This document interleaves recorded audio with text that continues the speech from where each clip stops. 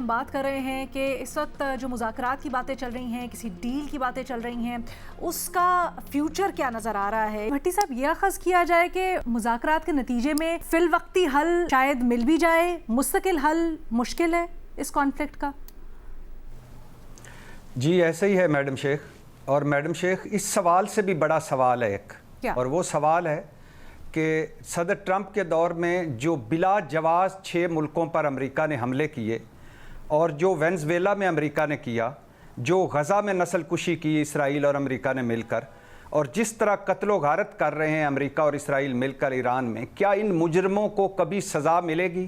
یہ بڑا سوال ہے۔ کیا یہ آج کی دنیا، آج کے ادارے، اقوام متحدہ اور ساری دنیا مل کر ان مجرموں کو سزا دے پائے گی؟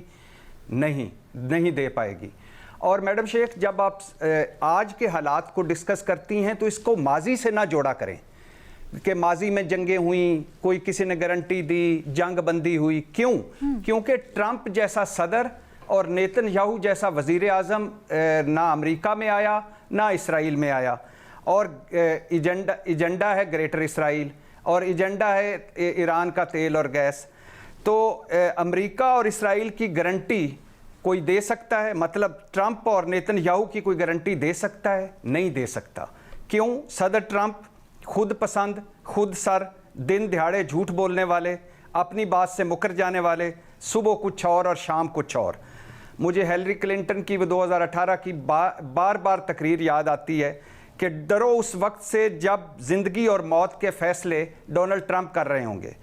اور حامد میر صاحب نے کالم بھی لکھا ہے، معروف امریکی ماہر نفسیات بینڈلی کی 27 ماہرین نفسیات کے ساتھ مل کر لکھی گئی کتاب the dangerous case of the Trump.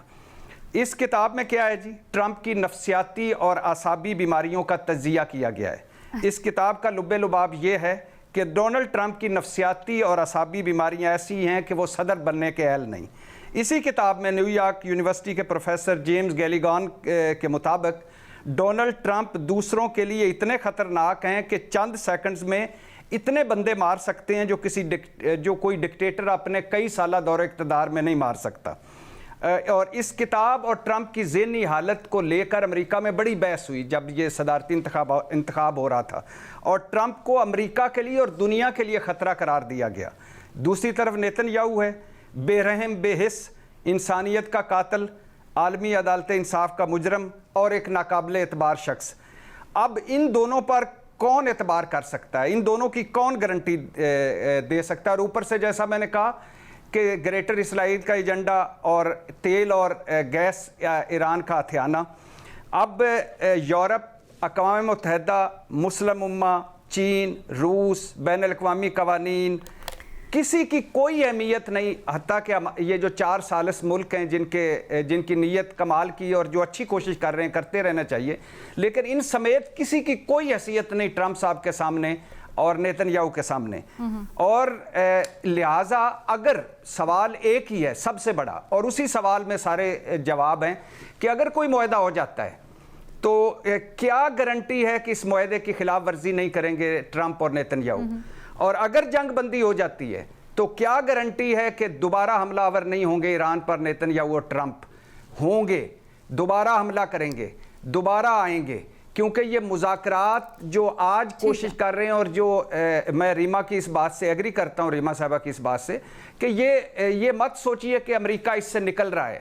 امریکہ تو بڑا آسان ہے، وہ کہتا ہے میں نے عرب ملکوں سے یہ پیسے لینے ہیں جو میرے جنگ میں لگے ہیں، اور وہ تھوڑا سا وقفہ لے گا، دوبارہ حملہ آور ہو جائے گا۔ مذاکرات کی ٹیبل سے اٹھ کے پھر 2 بار حملہ آور ہو چکا ہے، تو نہ ان کی کوئی گارنٹی دی جا سکتی ہے، نہ کوئی ان کو روک سکتا ہے دوبارہ حملہ آور ہونے کے، یہ بڑا انٹرسٹنگ پوائنٹ ہے، کیونکہ ہم نے دیکھا ہے امریکہ یہ دوسری دفعہ ایران کے اوپر حملہ آور ہے۔ سید محمد علی صاحب، as short as possible please, کیونکہ وقت ہمارے پاس کم ہے، بریک ہم نے لینی ہے، یہ بتا دیں کہ کیا اس کے بعد تیسری دفعہ ایران پر حملے کی گنجائش ہے امریکہ میں؟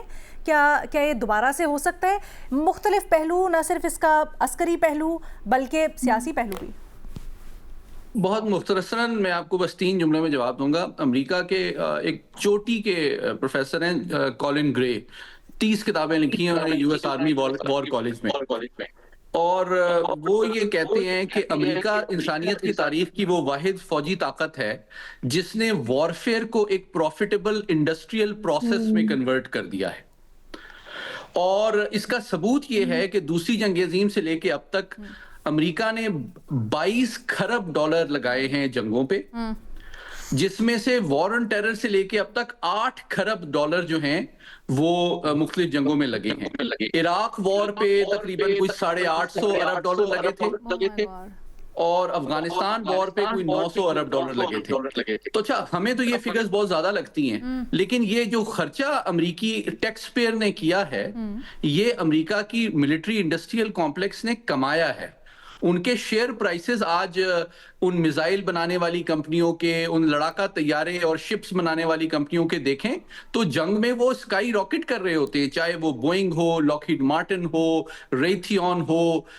تو بیسیکلی یہ ایک حقیقت ہے کہ ریپبلکنز جو ہیں وہ ہارڈ پاور کو بلڈ، ریوارڈ اور استعمال کرتے ہیں، جبکہ ڈیموکریٹس جو ہیں وہ زیادہ liberal agenda, democracy, human rights اور سافٹ پاور کو استعمال کرتے ہیں. یہ ہے امریکہ کا ٹول کٹ کہ ڈیموکریٹس جو ہیں وہ سافٹ پاور کو استعمال کرتے ہیں دوسروں کی پالیسیوں کو انفلوئنس کرنے کے لیے، امریکہ کی ویلیوز اور انٹرسٹ کو اور ریپبلکنز ہارڈ پاور کو استعمال کرتے ہیں. لیکن ریپبلکن ہارڈ پاور کو بلڈ بھی کرتے ہیں، ریوارڈ بھی کرتے ہیں. بٹ اچھا، اب یہ ایک اپنے آپ میں اور سوال ہے کہ اب ہم یہ جو چینج دیکھ رہے ہیں، ابھی اتوار کو ہم نے دیکھا نو کنگز پروٹیسٹ ہوا امریکہ میں، جس میں بہت بڑی تعداد لوگوں کی آئی. پھر ہم دیکھ رہے ہیں کہ بڑے ریپبلکن سپورٹرز، ٹرمپ کے سپورٹرز، میگا سپورٹرز جو کہ ہر طرح سے ٹرمپ کو سپورٹ کرتے تھے ماضی میں، وہ اس ایشو کے اوپر آ کر بڑی کھلی مخالفت کر رہے ہیں.